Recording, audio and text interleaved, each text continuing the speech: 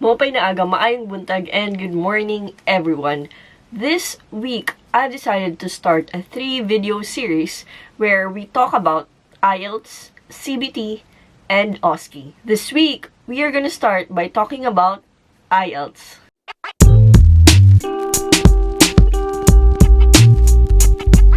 Alright, so it's been a few years since I took my IELTS exam, which was around 2015, I guess. 2015. It's been a few years already, and you still keep on asking me this question, which I don't blame you, because obviously this is a prerequisite to coming here to work as a nurse here in the UK, as I've always mentioned. And that's why I thought, why not actually share my IELTS experience, and at the same time, at the end of this video, give you tips on how you can pass this IELTS. Right, so before I share to you my experience, I want to talk about IELTS first. So this information is from the website IELTS.org. So I'm gonna put the link in the description box down below. So what is IELTS? IELTS stands for International English Language Testing System, and it is the academic type of IELTS that we need for applying to work here in the UK. So IELTS Academic, according to the website, is for people applying for higher education or for professional registration. Now, before, when I took the exam, it was IELTS Academic, and then they introduced UKVI, and now it's back to IELTS Academic alone. Aside from IELTS, there's also the OET, but because I haven't taken that exam, I couldn't share any experience about it. But I might touch a little bit of info about it at the end of this video. So, for my experience, I plan to take IELTS last 2013.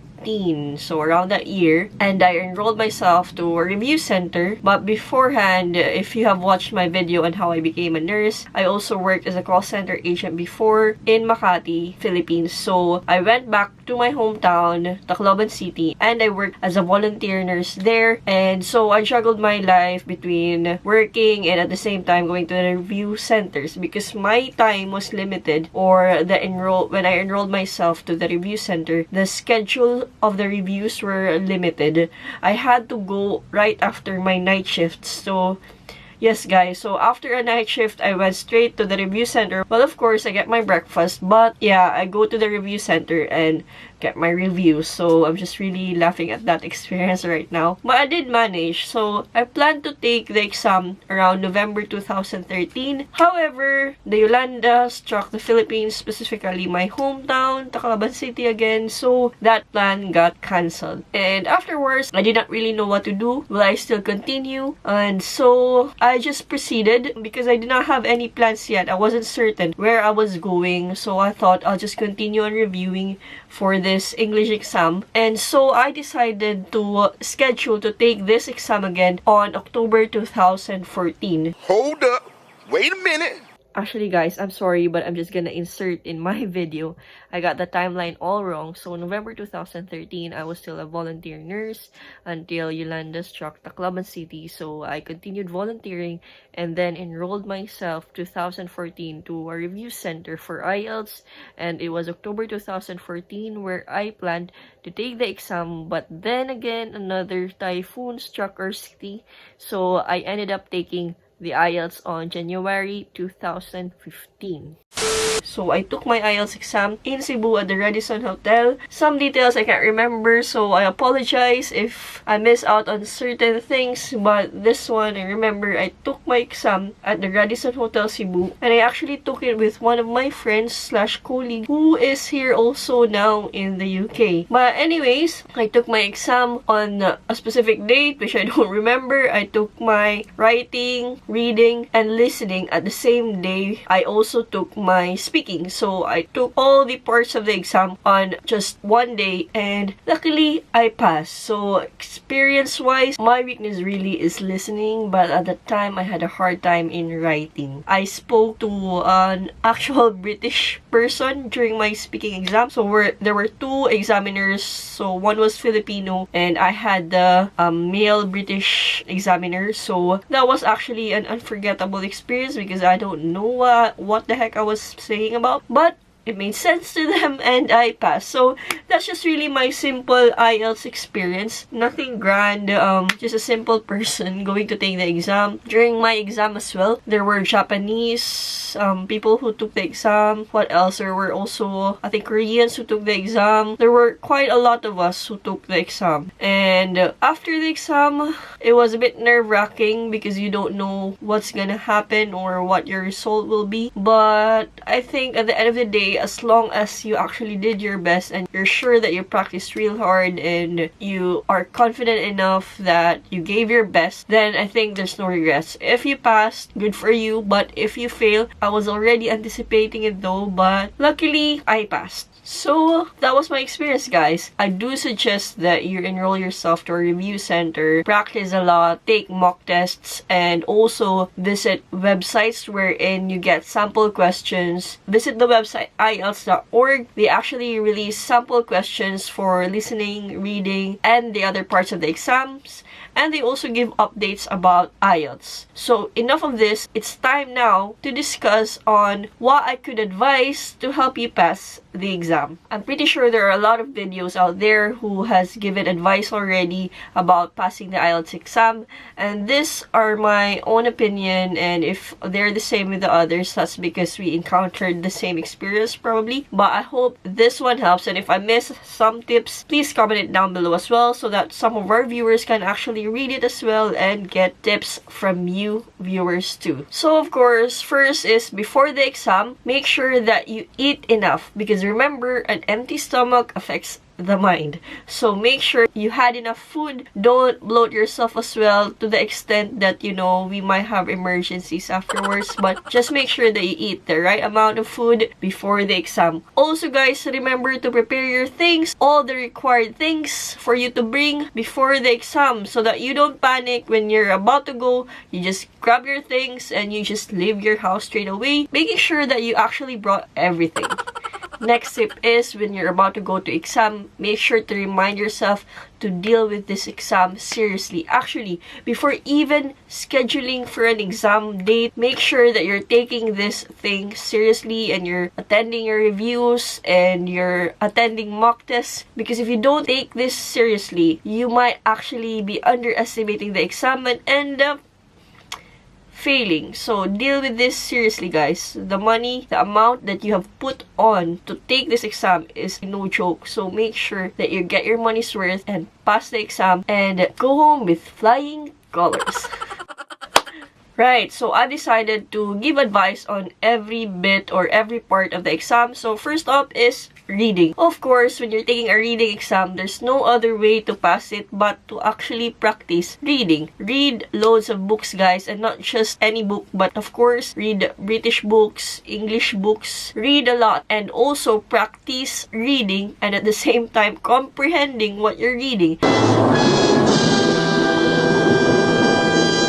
There's no use if you read fast but don't actually understand anything at the end of what you're reading. So in the exam, they would be asking you to read something, a story or a paragraph, and afterwards they will be asking you questions. So I would advise that you start practicing reading fast. But if you only end up just reading and not actually understanding what you've read, then you'll probably fail this part of the exam. So practice reading, maybe practice timing yourself to reading fast, but at the same time, make sure that at the end of what you have read, you actually understood everything. Listening. So for listening, watch English shows, English movies, British shows, British movies. Watch these, guys. This will actually help. The most recommended show to watch is BBC. So watch that, guys. Even if the news don't really entertain you or you don't like what is being discussed in the news, just watch. Just remember, guys, you're paying for this exam, so you need to pass it. And just do everything that could increase your percentage in passing the exam. So watch these films, guys. This actually help. If you fancy Harry Potter, why not watch that again and again? While you are watching these films, while you are watching these movies, make sure that you listen thoroughly as well. There's no use if you're just watching without making sense of what's happening. In the exam, they will be asking you to listen to a certain story or a certain person discussing a problem, and then questions will be asked afterwards. So if you don't listen thoroughly, you won't be able to answer answer the question. By listening thoroughly, what I mean is make sure you are good in taking hints. Make sure you don't assume as well. Like, for example, when a person says, okay, I wanted to buy a banana. And then suddenly you think, okay, she wants to buy a banana. And you forgot that she actually said, I changed my mind and want to buy an apple instead.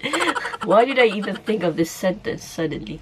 I'm sorry guys if I'm making no sense, but that's actually a good example. So just think about it, guys. Don't just assume straight away. Make sure that you listen thoroughly, because there are gonna be twists in whatever that person is saying in the radio that they're gonna be sharing to you. So listen thoroughly. So let's say you've been watching Harry Potter over and over again, and watching other films and watching the BBC, and you've heard a few words that are unfamiliar to you. I would suggest that you actually write them down.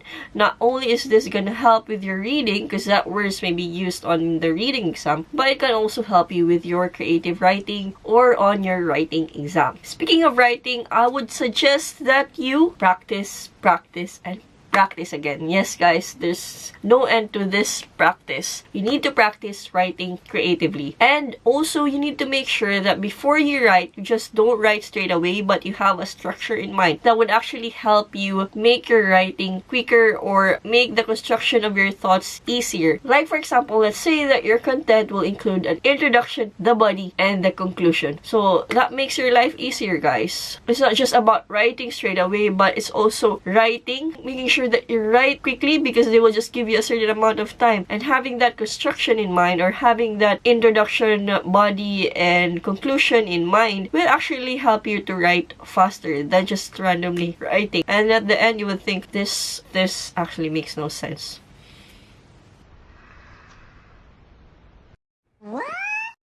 And throw it away. No, I'm kidding. But of course, I'm sure you get what I mean. So don't just write. Practice writing with a certain construction in mind, intro, body, conclusion. You can change it if you don't want that one. And also make sure that you follow instructions carefully, guys. If they say write with this maximum number of words, follow it, guys.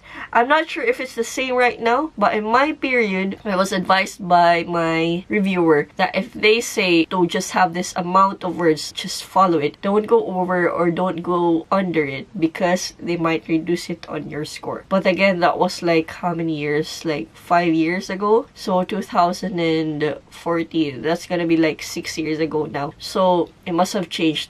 So I've decided to actually visit the website just to make sure that I'm giving you the right info. So about the test, it says there that for sentence completion, a word limit is given. For example, no more than one word and slash or a number. Test takers should check this word limit carefully for each task. The limit is either 1, 2, or 3 words. So there you go, guys. Again, I suggest you visit the website IELTS.org. I am not sponsored by them, but because I want to share this info to you guys, and I want you to know more about the exam before you actually take it, if that would make you more confident. That's why I advise that you visit their website. So they have the updated rules and everything you need to know about IELTS. So, moving on, another tip that I would say about writing is don't use contractions. Like, for example, you're required to say 500 words and you use I'm. Don't use that, guys. I mean, this is a bit of a silly advice, but instead of I'm, use I am. That makes it 500 and now you can pass the exam. But again, in general, don't use contraction words, guys, because I feel like they're gonna deduct you on this as well, because that was the rule when I took the exam before. So, moving on to speaking. Practice speaking with somebody beforehand. So, speak and speak and speak. Even if you sound funny at first, just speak and speak and speak, and eventually you'll get the hang of it and be more confident in speaking. So when you take the exam, guys, be sure that you are not concerned of your accent. Make sure that you are actually just making sense with the flow of your sentence. Now, it doesn't matter whether you're answering their questions right when they ask you certain questions. What they're actually looking for is how you would construct your sentences. If there's a flow, if the words match, if they are congruent. So, speak without any concern on your accent. Just speak the way you speak in English. Don't make any changes on how you say certain words just because this is an exam to go to the UK. It doesn't matter, guys. What matters is your sentences actually make sense. And when you're speaking, why is it dark?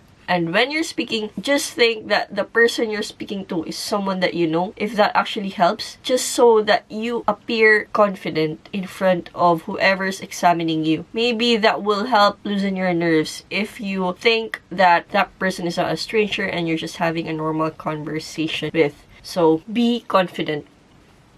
Another thing that I would like to emphasize when you're going for your speaking test is that you don't need to use complex words, guys. Just speak normally. If you just know the basic words, then just use them. Because the complex it gets, the more risky your exam becomes. And they might be asking you certain questions regarding what you've just been saying. So just to save yourself from anything. I mean, if you're confident to say these words, by all means do so. But that actually doesn't change anything during the exam. Again, what they're looking at here is your grammar, whether you're speaking and using congruent words, whether there's flow in your sentences. That's it really. So you don't need to elaborate on certain things. Just speak simpler. And I believe, this is my opinion, that the more simpler your conversation is, then the more chances of you passing the exam. What else? I think that's it. I mean, if again I missed a few tips, please do share it with other viewers of mine by commenting it here down below. And also guys, I will just discuss a little bit on the OET. So OET stands for Occupational English Test, and this is another exam that you can use as a requirement instead of IELTS. Now they also have a website, same as with the IELTS, which is the occupationalenglish.test.org, and I'm gonna put the link here down below again, so you will be aware on what their requirements are in terms of applying to work here in the UK. What are the passing rates or what are the passing scores? Whether you're going to ask me IELTS or OET, which one do I prefer? I don't know guys, I can't tell, but I only took IELTS. That's why I would only say IELTS. I mean, it's helpful if you also watch videos on the OET and you also get second opinions from some other experts about OET, or for those who actually took OET, and then you could probably choose. What's important is you pass an English test, and that is one step closer to achieving your dream and working here in the UK. Because remember guys, if others can, you also can. So I hope you like this video. Hit thumbs up if you did. Comment down below if you want to tell me something, say anything, or suggest anything. And please don't forget to subscribe and hit that notification bell beside the subscribe button so you will be notified when I will upload a new video. Next time, it will be talking about CBT, or the computer-based test, so watch out for it. Salamat sa pagkita!